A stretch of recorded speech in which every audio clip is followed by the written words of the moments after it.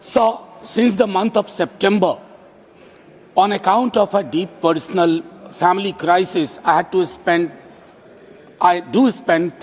spent 3 to 4 months in All India Institute of Medical Sciences.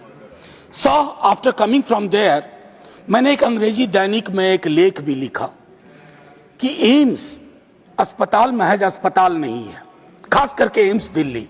लेकिन मेरी चिंता उस आलेख में ये भी थी कि जो भी एम्स हमने इनके दौर में या आपके दौर में खोले हैं अलग अलग क्षेत्रों में, वो पेशेंट को होल्ड क्यों नहीं कर पा रहे हैं।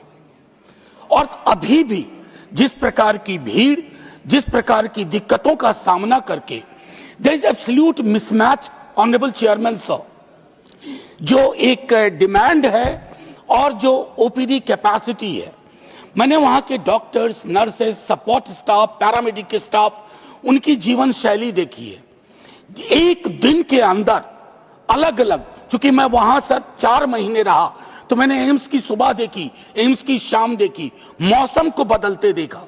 लेकिन जो चीज पीड़ादायक थी सर, वो मैं ये बताऊं कि वहां कई पेशेंट्स को, जो अब ऑनलाइन भी हो गया है तो डेट आगे का मिला करता है, लेकिन वो बीमारी क्रोनिक है, परेशान रहते हैं, वो यहां आ जाते हैं।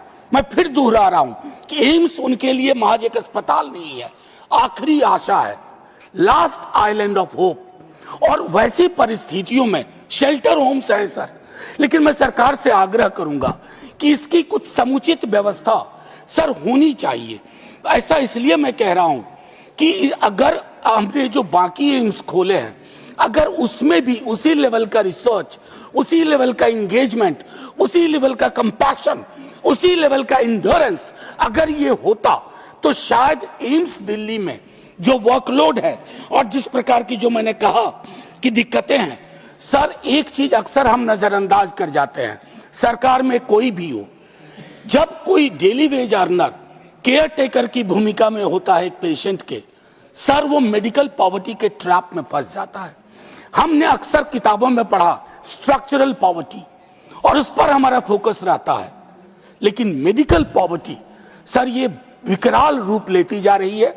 उसके पीछे एक तर्क और भी है सर कि हमारा हेल्थ सेक्टर का झुकाव निजी क्षेत्र की ओर लगातार बढ़ता जा रहा है।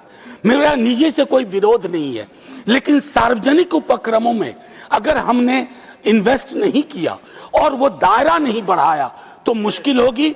शुक्रिया आपका बहुत बहुत माननीय